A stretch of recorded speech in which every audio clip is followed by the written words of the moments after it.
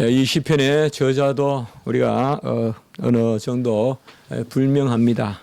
그러나 시대적 배경이나 이런 것을 통하여서 후기의 저작이라고 보는 경우도 있고, 또 다윗의 어떤 예언적인 그런 시편이라고도 보는 경우가 있고, 또 여러 아삽의 어떤 그러한 시라고 보는 경우도 있고 그렇습니다. 그러나 우리가 몇 차례 말씀을 나누었듯이 너무 시편, 또 계시된 하나님의 말씀, 영감되게 기록된 말씀, 그 말씀 자체로 우리가 은혜를 받는 것이지, 너무 역사적 배경 가운데서 그렇게 모든 것을 또 그렇게만 바라볼 필요는 없을 것입니다. 특별히 역사서가 아니라 시가서이기 때문에 우리가 시편을 읽을 때는 역사적 배경도 분명히 고려하되 그 자체로서 절대적인 의미, 영속적인 의미 혹은 영원한 의미를 우리가 새기는 그러한 시편 읽기가 필요하겠습니다. 오늘도 크게 한 세 부분 정도 시편의 대체로 우리가 한 5절쯤 되는 시편을 대체로 평균적으로 그 정도 길이라고 보면 되는데요. 세 부분으로 우리가 크게 한번 볼 수가 있겠습니다. 뭐 네 부분 이렇게 나눠 볼 수도 있지만 크게 우리가 세 부분으로 보면 1절에서 11절까지는 바로 이스라엘 곧 하나님의 백성의 어떠함을 지금 노래하고 있습니다. 그래서 1절에서 11절까지는 전체적으로 하나님의 백성이 이제 하나님으로부터 버림을 받는 그런 모습인데, 특별히 특징적으로 성소와 해당이 짓밟힌다, 이런 말씀이 1절에서 11절까지 나와 있습니다. 그래서 하나님께서 그들을 버리셔서 성소가 짓밟히고 또 해당이 흩어지고 아주 그러한 훼손이 되는 그런 모습들, 무엇보다도 가장 어떤 절망적인 상황은 바로 9절에 우리가 나와 있습니다. 9절에 보면 표적도 보이지 아니하고 선지자도 더 이상 없고, 이것이 바로 가장 절망적인 바로 이스라엘의 상태. 표적이 없고 선지자도 없다. 이것은 보통 우리가 말라기 이후에 우리 주님 오실 때까지, 어쨌든 누가 뭐라 그래도 가장 암흑기는 바로 그때거든요. 말라기 선지자 이후로 선지도 끊치고 선지자도 끊이고 그리고 끊치고 예언도 폐하여지고, 이제 예수님 오실 때까지, 그리고 이스라엘 백성의 온갖 고난을 당하고 디아스포라 이런 일이 있고, 또 온갖 성전이 해파되는 그 안티오코스 에피파네스, 바로 완전히 이스라엘에 그냥 잔멸되는 또 그런 모습들, 또 헤롯 대왕이 바로 에돔 족속 가운데 또 왕이 나오는 뭐 이런 일들이 있지 않습니까? 근데 오늘 여기 말씀에 9절에서 표적도 보이지 아니하고 선지자도 더 이상 없고, 아주 절망적인 상황입니다.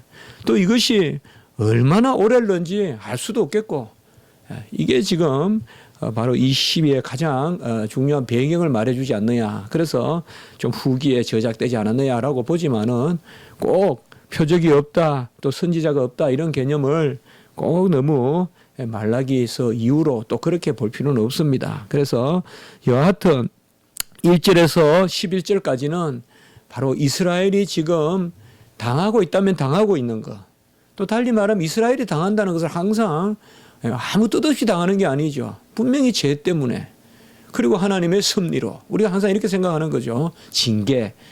그것을 바로 1절에서 11절까지 말씀하고 있습니다. 그리고 크게 둘째 부분은 12절에서 17절까지. 그러면 이러한 가운데서 시편 기자는 하나님을 어떻게 바라보느냐. 우리가 사실상 어떤 상황에 처하게 되었을 때 가장 중요한 것은 하나님을 다시 어떻게 바라보느냐. 특별히 그때 우리는 하나님의 어떠하심을 말씀을 통하여서 기억하고 또 경험을 통하여서 기억하죠. 크게 두 가지를 기억하게 되겠죠. 우리가 어떤 일이 닥쳤을 때 여러 가지 방편의 그러한 대응 방법이 있겠죠. 가장 극악한 것은 하나님을 떠나는 것이에요. 어려우면 떠나는 거죠. 교회를 떠나고 하나님을 떠나고 기도를 멀리하고 그저 그냥 급속하게 몰락해 버리는 거예요. 좋을 때는 예배도 드리고 기도도 하고 하는데 무슨 일이 있을 때 마치 그냥 큰 어떤 그러한 건조물이 뭐 하나 탁 빠지고 우르륵 무너지듯이 그냥 허무하게 무너지는 우리가 이런 것을 많이 봅니다. 특별히 청년의 때에 이러한 일들이 또 많이 일어나는 것을 우리가 이제 보게 되는데 시편 기자는 그 수준이 아니죠. 바로 1절과 11절에 그렇게 지금 선지도 패하고 선지자도 없고 예언도 없고 또 막막한 언제 그것이 끝날지도 모르는 이런 상황에서 중요한 것은 여호와를 기억한다는 거죠. 이것이 바로 12절로부터 17절이죠. 이것만 있으면 되겠죠. 우리가 그때 여호와를 어떻게 기억하냐. 아까 말씀같이 우리는 성경의 여호와를 기억하고 내 삶의 여호와를 기억하는 거예요. 성경의 여호와를 기억하고 내 삶의 여호와를 기억하는 것이죠.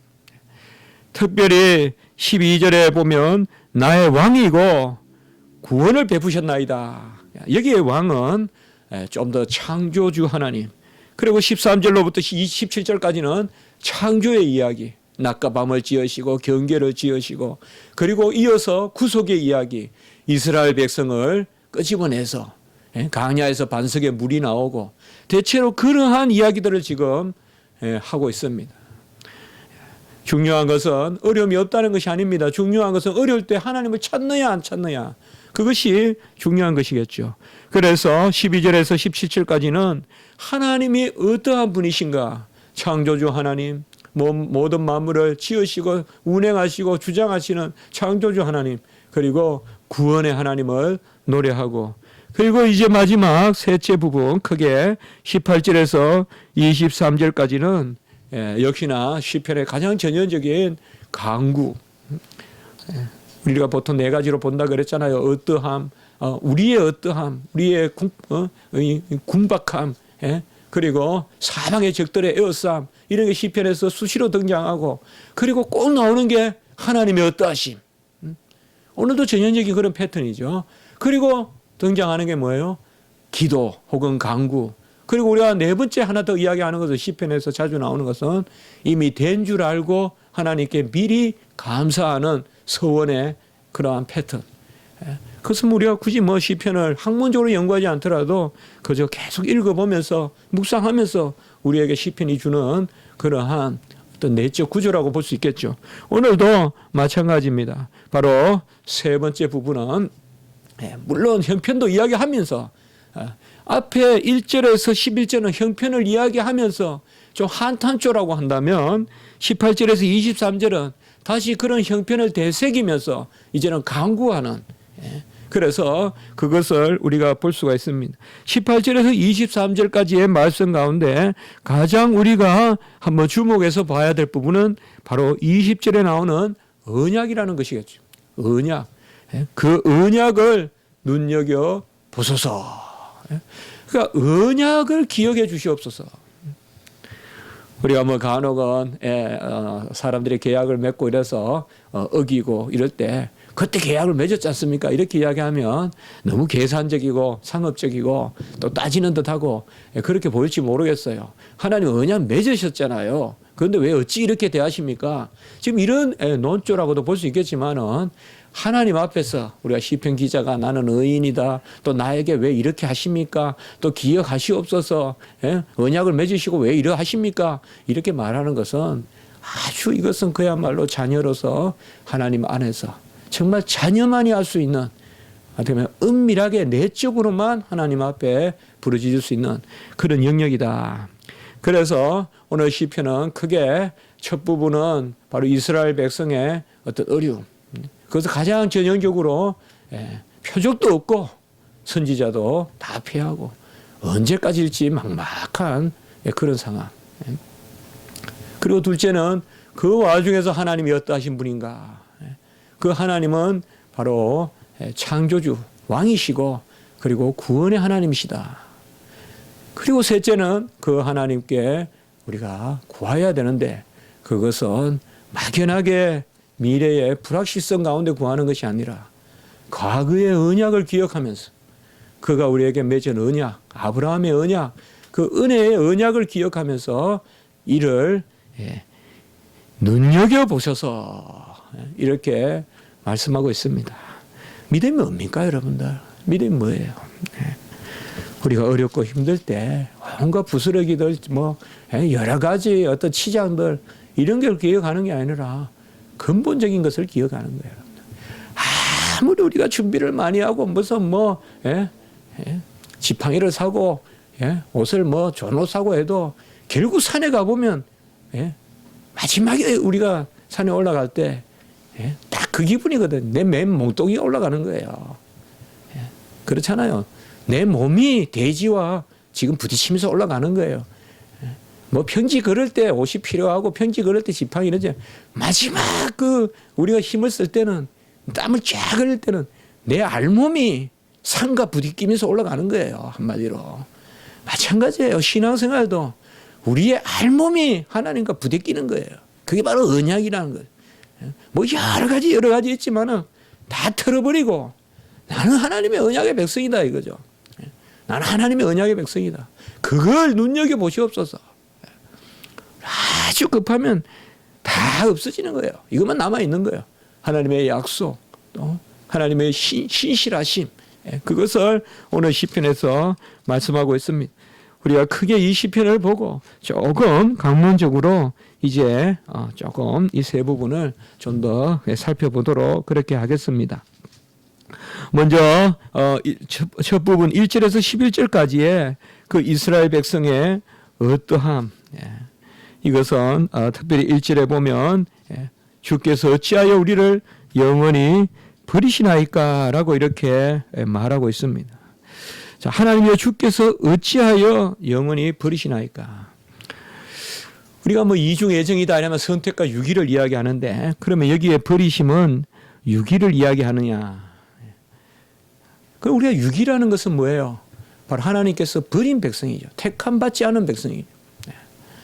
그러니까 여기에는 과연 근데 벌써 우리는 주께서 하나님이여 주께서 우리를 영원히 버리시나이까 할 때 우리는 누구냐? 이게 중요하겠죠. 여기 우리는 바로 이어서 보면 주께서 기르시는 양입니다. 그래서 주께서 기르시는 양이에요. 곧 뭐예요? 선택된 백성이에요. 그래서 어떻게 보면 오늘 1절은 하나님이여 주께서 선택한 백성을 버리나이까. 자, 선택된 백성을 버린다는 것이 과연 영원할 수 있겠습니까? 영원히 버리시나이까 이렇게 이야기하죠. 선택된 백성은 버리는 듯 하나 일시적인 버림이에요. 그것을 우리가 징계라고 해요. 선택받지 못한 백성은 붙드시는 듯 하나 영원한 유기예요.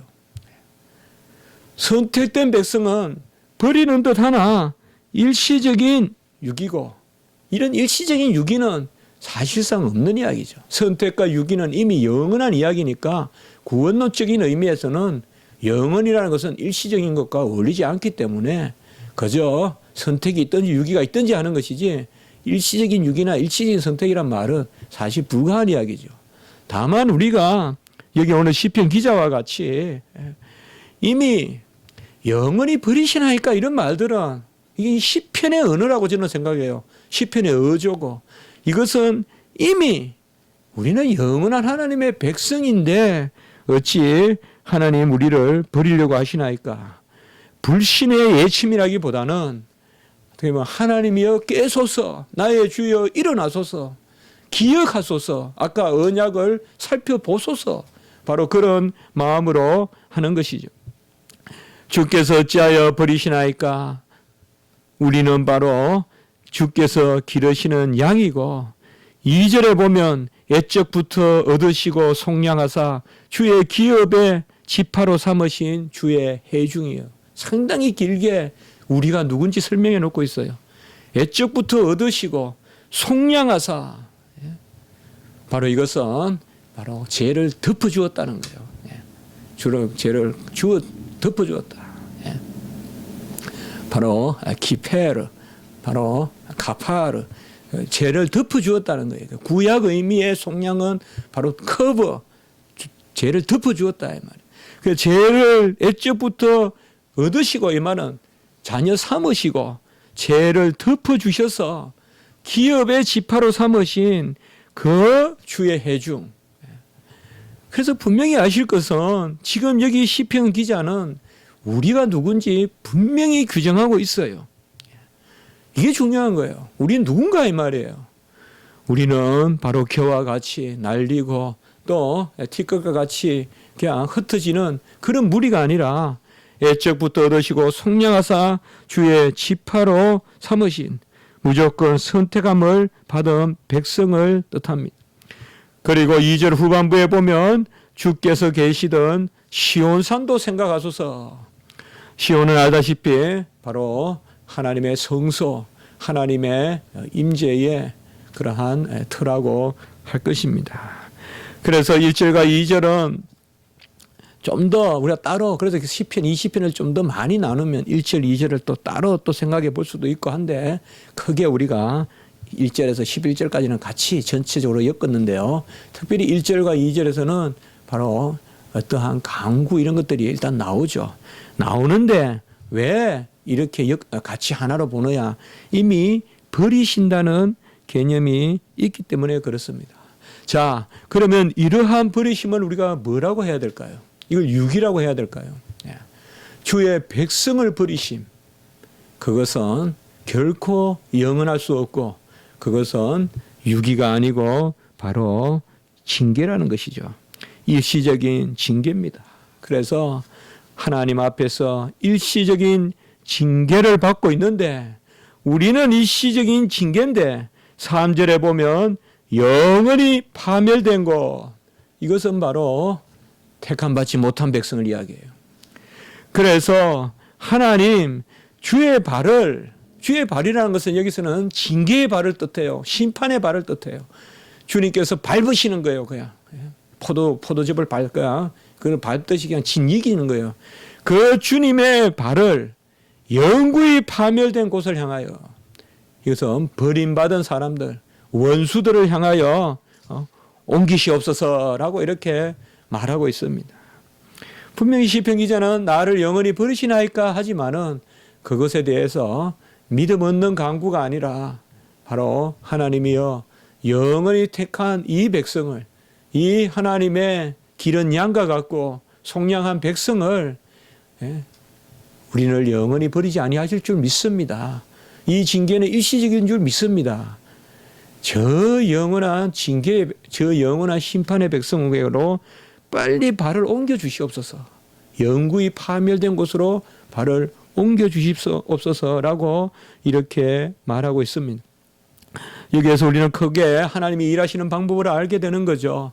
바로요, 그의 택한 백성을, 버림받은 백성을 사용하셔서 징계하시고 결국은 택한 백성은 일시적인 징계로 회복시키시고 버림받은 백성은 사용하시되 영원한 형벌로 심판으로 파멸로 끌고 가신다는 것이죠. 이러한 원수들 바로 이스라엘 백성들의 징계의 도구가 되는 이 사람들이 특별히 3절에 보면 3절과 4절 우리가 이어지는 9절에 보면 바로 성소에서 악을 행한다라고 이렇게 말씀하고 있습니다. 3절에 보면 주의 원수가 성소에서 모든 악을 행하였나이다라고 이렇게 말하고 있습니다. 이것을 역사적 사건으로 본다면 다윗의 시대는 분명히 아니죠. 다윗의 시대에 이러한 일들 아직 성전이 지어지지도 않았지만은 어떤 이러한 여호와의 어떤 장막이라든지 이런 것이 해파되는 다윗은 도무지 외적에게 침략을 당해서 패배해 본 적이 없기 때문에 이런 것들이 이게 분명히 다윗의 시는 아니라고 하지만은 그렇다고 해서 꼭 이것을 꼭 역사적으로만 볼 필요는 없지 않겠느냐. 좀 그래서 그렇게 본다면 좀 더 예언적인 시편이라고도 볼 수 있다 이 말이죠. 다윗이 기록했다고 봤을 때는 원수가 성소에서 모든 악을 행하였나이다. 4절에 보면 이 성소에서 행한 악이 뭐냐. 우리가 말씀을 그냥 쫓아가 보면 되겠습니다. 주의 해중 가운데서 떠들며 이렇게 이야기하고 있습니다. 이 떠든다는 말은 다른 것이 아니라 소리를 낸다라고도 볼 수 있겠지만은 바로 주의 성소에서 원수들이 어떤 그 이방적인 우상을 섬기는 소리다. 그렇게 생각해 볼 수도 있겠습니다. 그러니까 막 이겼다라는 그러한 성전의 그런 한호성이라기보다 성소에서 떠든다는 말은 옛날 성경에서는 조금 이 말이 전문적으로 번역이 됐었는데요. 그냥 떠든다. 주의 해중 가운데서 떠든다. 이것은 막 종교적인 의식을 하고 막 그런 거 아니겠어요? 무슨 소리가 가장 거슬리겠어요? 이스라엘 백성에게. 그것은 바로 이방의 그런 종교 의식 아니겠어요? 이 소리 저 소리 내고 막 무슨 잡소리를 내면서 신을 부른다고 하고 뭐 중얼중얼하는 어떤 그런, 아니면 같은 동족의 원수라도 믿음이 없이 성소에서 어떠한 우상을 섬기는 그런 모습이라고도 볼 수 있겠습니다. 그리고 깃발로 표적을 삼는다. 이것은 특별히 하나님이 이기시는 하나님, 바로 승리의 하나님을 부정하고 바로 우상이 이긴다. 그 여호와가 승리의 여호와가 아니라 여호와가 바로 이 전쟁에서 짓다. 바로 자기들의 깃발을 세워 표적으로 삼았다. 표적이라는 것은 바로 하나님의 어떠하심을 드러내는 표인데 그것을 자신들의 깃발을 통하여서 표적을 삼았다. 그리고 특별히 그들은 그 밑에 5절 이하에 보면 살림을 베는 자와 같이 주의 성소의 조각물을 쳐부수고 불사르고 더럽혔다. 그리고 특별히 7절 부분에 보면 주의 이름이 계신 곳을 더럽혔다. 이렇게 말하고 있습니다. 성소를 더럽히나 도끼를 들어 살림을 베듯이 성소의 모든 하나님의 그러한 조각물들을 다 해파하고 그리고 불사르고 더럽혔다라고 이렇게 말하고 있습니다. 역사적으로 이 일은 우리가 알다시피 바로 시리아의 에피파네스, 안티오쿠스 에피파네스, 적그리스도라고 그렇게 많이 이야기되는 바로 거기에 우리의 아주 참남한 그러한 일을 행하는 그것을 기억해 볼 수가 있겠습니다. 그러나 오늘 우리가 이런 것을 말씀을 기억할 때 특별히 하나님을 부인했을 때 무엇을 못하겠어요? 이스라엘 백성도 하나님을 부인했을 때 요시야 시대나 이럴 때 왜 종교개혁이 필요했습니까? 모든 우상을 성전에서 심지어 음란한 그러한 창기들을 성소에 두고 있고 바알과 아세라를 섬기고 성전에서 그 일을 했다는 거 아셔야 돼요. 성전에서. 성전 뜰에서 그런 것을 하고 성전 뜰에서 심지어 그냥 그런 일들을 불을 사르고 이런 일들을 한단 말이죠. 사실상 우리 교회가 더럽혀지는 것은 설마 해도 순식간이다 이 말이죠. 순식간입니다.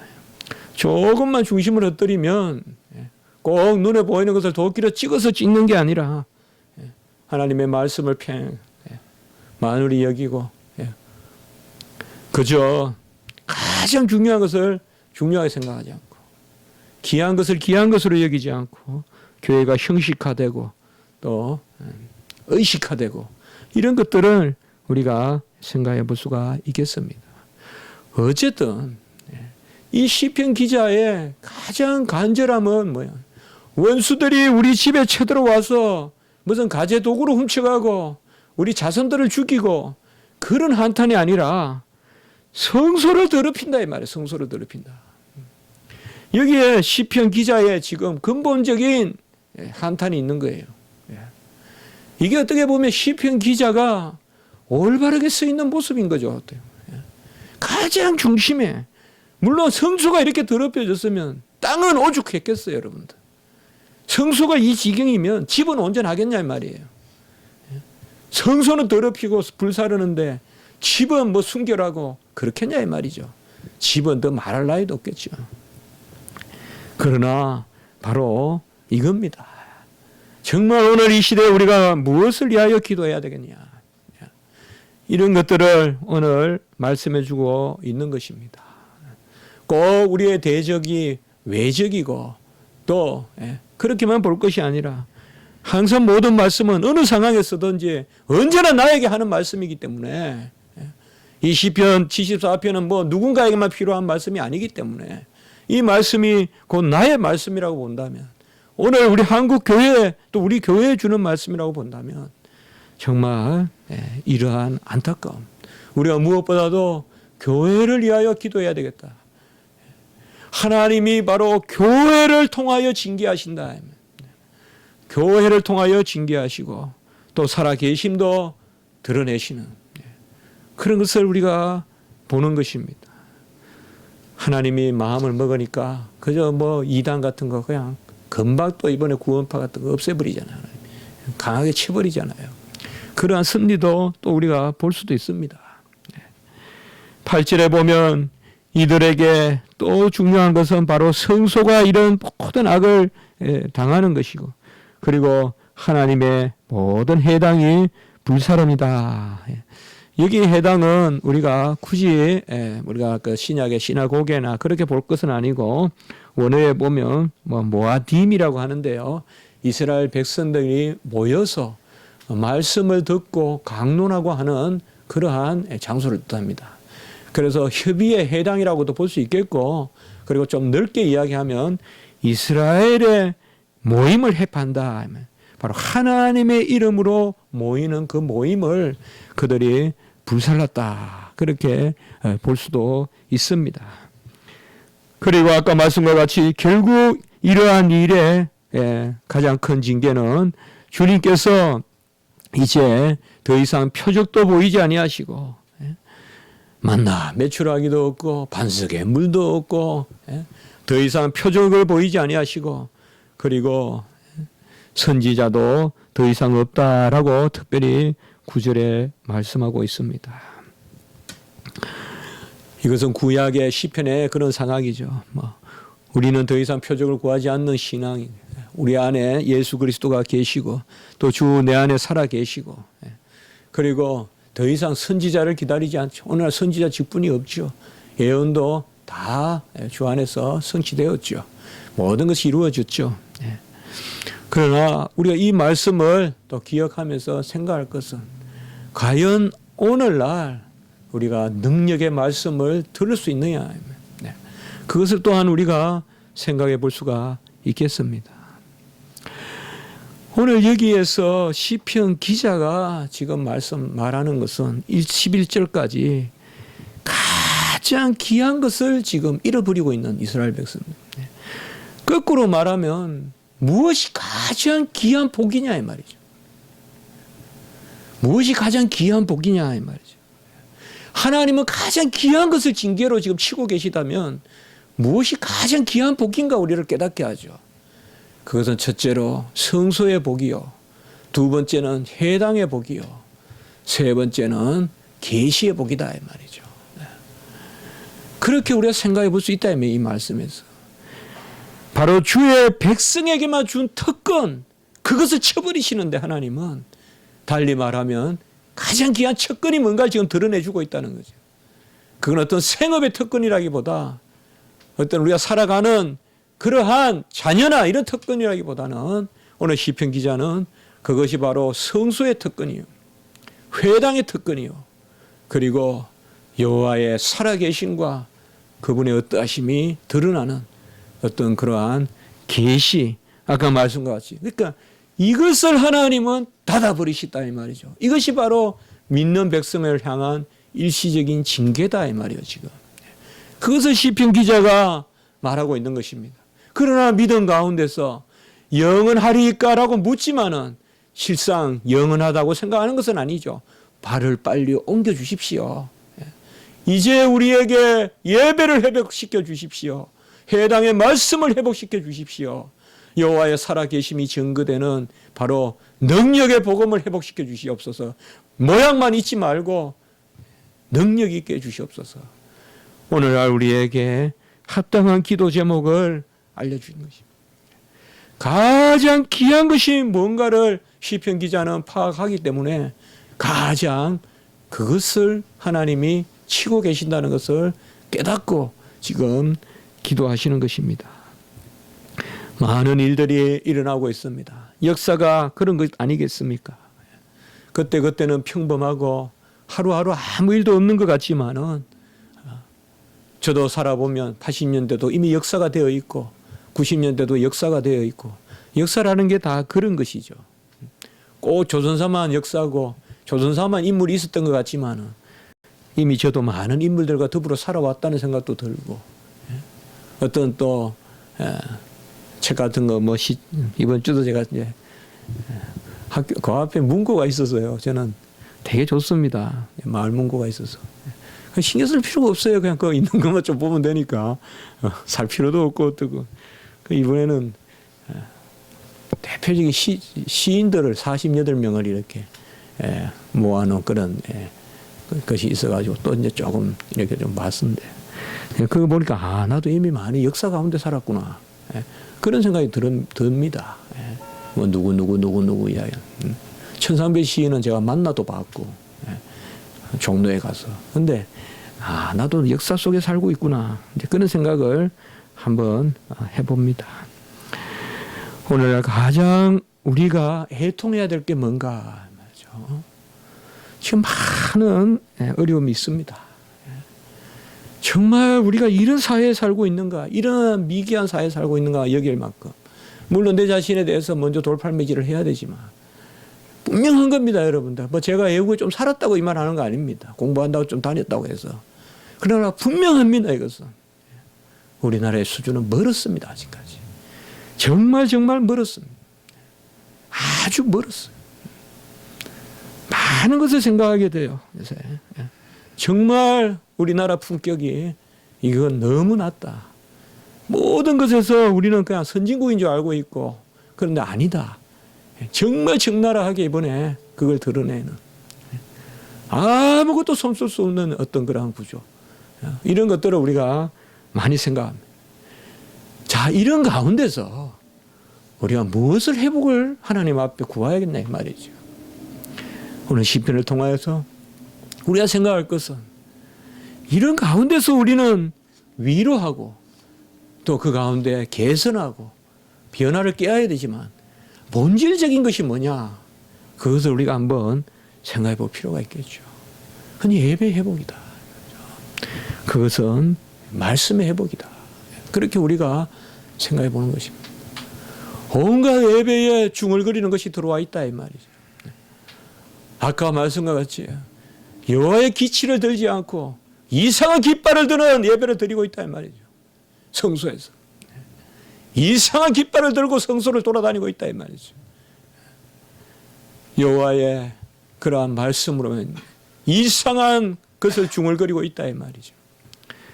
그것을 한번 생각해 봅니다. 좀 답답해서 그렇게 생각해 보는지 몰라도 이 시편이 그렇게 합니다. 우리 시편을 그런 마음으로 읽어야 됩니다, 여러분들. 정말 시편이 있는 그대로 읽어보면 그렇지 않습니까? 지금 많이 구할 것도 있어요. 뭐 지금 뭐 전쟁에서 막 지고 막 이런 게 눈에 보여요. 그래. 우리가 예언적인 시편이라 합시다. 막 보여요. 그러나 중심이 뭐냐 이거죠, 지금. 성소와 해당과 선지의 계시와 그리고 모든 하나님의 표적이 그쳤다. 정말 우리가 어떻게 보면 하나님 앞에 기도해야 될 것은 이것이다. 이 하나님이 누구냐? 우리가 아까 말씀을 드렸지만은 이러한 어려운 상황, 힘든 상황에서 우리가 기억할 것은 여호와를 멀리하는 것이 아니라 여호와가 어떤 분인가를 기억하는 것이죠. 우리가 오늘 이 시점에서도 여호와가 누구신가를 기억하는 것이죠. 항상 여호와를 기억하는 것은 두 가지다 이 말이죠. 말씀을 통하여 그리고 나의 경험을 통하여. 이런 경험이라는 것은 어떤 체험신앙을 이야기하는 것이 아닙니다. 하나님이 우리에게 고유하게 주신 하나님의 우리를 향한 역사인 것입니다. 그래서 12절에서 17절까지의 오늘 12절에 보면 나의 왕이시고 구원을 베푸셨나이다 라고 이렇게 말씀하고 있습니다. 예로부터 나의 왕이라고 이렇게 했습니다. 이 예로부터라는 말이 2절에도 보면 애적부터 얻으시고 속량하사 이게 애적부터를 많이 두 분이나 이렇게 강조하거든요. 2절에도 나오고 12절에 보면 이게 바로 뭐냐 하면 여호와 하나님이 우리를 붙드신 우리는 꼭 기념하는 신앙이 있어야 됩니다. 그것을 성경을 통하여 기념하고 내 삶을 통하여 기념하는 것입니다. 성경을 통하여 우리는 기념해야 돼요. 광야의 이스라엘의 홍해의 하나님의 그 내 하나님이에요. 아브라함의 하나님이, 이삭의 하나님, 야곱의 하나님, 모세의 하나님, 내 하나님이에요. 이게 바로 우리가 성경을 통하여 기념하는 거예요. 그리고 내 하나님이에요. 나의 삶을 통하여 또한 기억하는 것입니다. 그래서 예로부터 나의 왕이시고 구원을 베푸셨는데, 이 나의 왕이라는 것은 특별히 여기에서는 바로 창조주로서 다스리시는 그런 권능을 드러내시는 것입니다. 14절에 보면 주의 능력으로 바다를 나누시고 물 가운데 용돌의 머리를 깨뜨리시고, 리오야단은 거기 나나주도 있지만 악어다. 우리가 욥기 41장에도 나오죠. 그런데 14절에 보면 리오야단의 머리를 부수어서 사막에 사는 자에게 음식물로 주었고, 리오야단은 악어인데 어떻게 악어를 해서 사막에 음식물을 주냐. 이것은 어떻게 보면 리오야단을 꼭 악어로 볼 것이 아니라 어떤 대적하는 그런 무리, 수계, 뭐 그런 게 볼 수도 있겠죠. 좀 계시록적 의미로. 그래서 어쨌든 이 머리를 부수고, 15절도 보면 바위를 쪼개 큰 물을 내게 하시고 늘 흐르는 강들을 마르게 하신나이다. 이것은 우리가 구체적으로 좀 어떤 건지 우리가 잘 역사적으로 파악하기는 어렵지만은, 하나님께서 시편에도 이런 말씀들이 많이 나오잖아요. 건조하게도 하시고 또 비를 내려서 강물이 넘치게도 하시고, 바로 그 말씀입니다. 특별히 16절 17절에 보면 낮도 주의 것이요 밤도 주의 것이고 주께서 빛과 해를 마련하셨고 땅의 경계를 정하시고, 이것은 바로 창세기에 나오는 이야기죠. 그러니까 여기서 우리가 뭘 기억하는가 하면 바로 급할 때 여호와 하나님을 붙드시는데, 이 시편 기자는 지금 창세기부터 여호와를 노래하고 있다. 천지를 지으신 여호와요, 땅의 경계를 정하신 여호와요, 그리고 아까 말씀과 같이 강야에서도 지켜주시고 바다에서도 지켜주시고, 리오야단을 죽여서 그 짐승의 살로 그냥 먹이를 삼아주시는, 강야의 먹이를 삼아주시는 그것을 말하고 있습니다. 우리는 생계를 가진 사람은 뒤를 돌아보는 것이 옳지 않습니다. 그러나 기념한다는 것은 뒤를 돌아보는 그러한 어떤 과거 회고적인 신앙을 이야기하는 것이 아니라 그제나 이제나 영원히 살아계신, 바로 과거 현재 미래가 없는 하나님을 기념하는 것이에요. 우리는 과거의 하나님만을 기억하고 그걸 현재의 대행이 된다면, 그것은 우리에게 심각한 어려울 때 오히려 심리적 좌절감을 낳을 거예요. 그때 하나님은 좋았는데 오늘 나에게 왜 이럴까, 이렇게 생각할 거예요. 그때 하나님을 기억하는 것은 오히려 괴로움일 거예요. 그때는 우리 가정에 그렇게 오손도손함이 있었는데 이게 무슨 일이냐라고 과거의 하나님만을 기억한다면, 그래서 기억과 기념은 틀린 거예요. 기억은 과거의 것이에요. 과거의 것은 현재가 어려우면 어려울수록 오히려 사람을 병들게 할 수도 있어요. 많은 사람이 그것 때문에 미쳐버리는 거예요. 과거와 현재의 어떤 괴리감 때문에. 그러나 기념은 그게 아니에요. 과거의 하나님은 영원한 하나님이요, 동일하신 하나님이요, 신실하신 하나님이요, 변함없으신 하나님이란 말이에요. 홍해를 갈랐던 하나님이 나의 하나님이고 지금 우리의 삶의 하나님이라는 거예요. 여리고를 무너신 하나님이 지금 나의 하나님이네. 그 구덩이에서 죽을 지경에 빠진 요셉을 건져내시는 하나님이 지금 나의 하나님이란 거예요. 그게 기념의 하나님이에요. 그래, 기억과 기념은 틀린 거예요. 살아계신 하나님에 관한 기억이 기념이에요. 그러니까. 그래서 특별히 12절에서 17절을 말하고 있습니다. 우리가 시편에는 여호와를 즐거워하는 것이 힘이라고 우리가 시편에서 말씀을 봤다면, 여호와를 즐거워하는 것 중에 최고의 방법은 뭘까요? 기념이죠. 여호와를 기념하는 것이 나의 힘이라. 어려울 때 우리는 여러 가지 이런 것은, 저는 성도의 생활은요, 버릇이 필요해요. 버릇. 사고의 버릇이 좀 필요해요. 쓸데없는 생각 안 하는 버릇. 딱 그렇다고 인정해버리는 버릇. 과거의 하나님이 지금 하나님께 인정해버리세요. 고백의 힘이 무서운 거예요, 여러분들. 그때 하나님 오늘 나의 하나님이다. 자꾸 무슨 논리적인 논법으로 기성전결로 따지지 말고 그때 하나님이 지금 하나님, 성경의 하나님이 나의 하나님. 그것을 노래하고 있습니다. 그리고 18절에서 23절까지는 바로 아까도 말씀을 드렸듯이 이 가운데서 하나님 앞에 간구하는 것을 말하고 있습니다. 여호와여 이것을 기억하소서라고 하면서 하나님 앞에 간구하고 있습니다. 크게는 그들의 행악을 기억하소서, 그리고 크게 두 가지예요. 원수들의 악한 것을 기억하소서.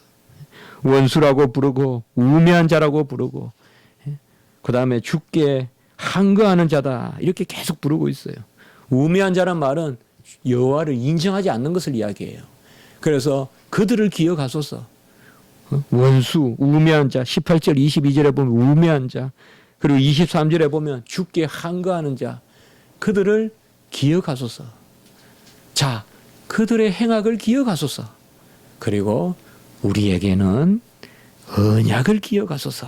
20절에 그 언약을 눈여겨보소서라고 이렇게 이야기했습니다. 좀 부족해도 괜찮습니다. 우리는 19절에 맷비둘기와 같습니다. 맷비둘기와 같아요. 우리는 맷비둘기와 같아요. 맷비둘기가 뭐예요? 산비둘기다 이 말이죠. 비가 오면 초라하게 비를 맞는 그러한 맷비둘기와 같고, 또 19절에 보면 주의 가난한 자라고 했어요. 주의 가난한 자. 21절에도 보면 학대받은 자, 가난한 자, 궁핍한 자라고 했어요. 이게 우리의 모습이에요. 괜찮습니다. 우리가 아무리 맷비둘기 같아도 가난한 자의 재물과 같이 맷비둘기 같아도 산비둘기 같아도 우리가 여호와의 놀라운 은혜 가운데서 회복이 되고 하나님이 우리에게 언약을 주셨기 때문에 언제든 하나님께 맡기십시오. 하나님께 맡기고 내가 잘난 거, 내 생활 그거조차도 내놓지 말고 하나님께 시시각각 내놓고 하나님 앞에 붙드십시오. 혹은 우리가 예배를 드리고 말씀을 지금 이렇게 들을 수 있고 하나님 앞에 기도할 수 있고 그 계시와 지혜의 영이 우리를 깨닫게 하신다면 우리는 이를 즐거워해야 되겠죠. 가장 귀한 복을 우리에게 주셨기 때문에 이런 것을 우리가 생각하면서 오늘 시편의 말씀이 오늘 이 시대에 우리에게 주는 그러한 귀한 메시지로 우리에게 오고 이런 여러 일들을 통하여 우리는 중심에 여호와의 뜻을 기억하고 마땅히 구할 것을 구해야 되는데 그것은 무엇보다도 예배의 회복이 있어야 되겠다. 회당의 말씀을 전하고 가르치고 배우고 전파하는 그러한 회복이 있어야 되겠다. 바로 여호와의 지식으로 새롭게 되는 회복이 있어야 되겠다. 오늘 말씀을 통하여 우리가 그렇게 생각하는 것입니다. 믿으십시오. 의지하십시오. 주님이 우리와 함께 하십니다. 언약의 하나님이 우리를 붙드십니다. 나는 맷비둘기와 같다. 구구구구는 맷비둘기와 같다고 하나님 앞에 나를 겸손히 내려놓으시고 그 하나님을 지키시는 하나님이 그것을 지키시는 언약의 하나님을 기억하시기 바랍니다. 한번 기도드리겠습니다. 거룩하고 자비로우신 하나님 아버지 은혜와 사랑을 감사를 드립니다. 오늘 시편의 귀한 아버지의 말씀을 통하여서 74편의 말씀을 통하여서 어떤 경우든 하나님은 일시 경한 것으로 우리를 징계하시나 우리는 영원한 은혜의 선택의 백성이라는 것을 다시 깨닫게 하시고 그 가운데서 마땅히 우리가 무엇을 특별히 깨어서 돌봐야 하는가 예배와 또한 말씀과 또한 하나님의 계시라는 것을 기억하게 하신 감사를 드립니다. 여호와 하나님이여 주께서 우리에게 행하신 그 행사가 심히 정묘하다는 것을 주님 앞에 고백합니다. 말씀으로 나의 일을 이루시고 나의 삶으로 나의 일을 이루시고 모든 하나님의 말씀의 역사가 나의 것인 줄을 믿고 고백하게 하시니 감사합니다. 이 가운데 서게 하시고 몇 비둘기 같고 우리가 아버지여 핍박당하는 가난한 자와 같지만은 주님 언약의 말씀으로 우리를 붙들어 인도하여 주시옵소서. 한국교회를 불쌍히 여기시고 지금 한국의 여러 상황들을 불쌍히 여겨 주시옵소서. 정말 책임지는 사람 없고 이렇게 도덕적으로 아버지여 정말 땅에 떨어지는 이러한 시대입니다. 누가 우리 후손들이 어른들을 아버지 의지하고 신뢰하겠습니까? 공경하겠습니까? 하나님 아버지 모든 것이 회복되게 하시고 우리가 비난하거나 하는 것이 아니라 내 자신을 먼저 바라보고 주님 앞에서 거듭나고 믿는 자들이 먼저 회복되고 하나님 앞에 나아갈 수 있도록 도와주시고 모든 이단 사슬들 하나님 다 없이해 주시옵소서. 어떻게 살아도 구원에 이른다는 회개망측한 이단 사슬을 내놓는 저런 구원파 다 하나님께서 불살라 주시옵소서. 감사하옵고 구주 예수 그리스도 이름으로 기도드리옵나이다. 아멘.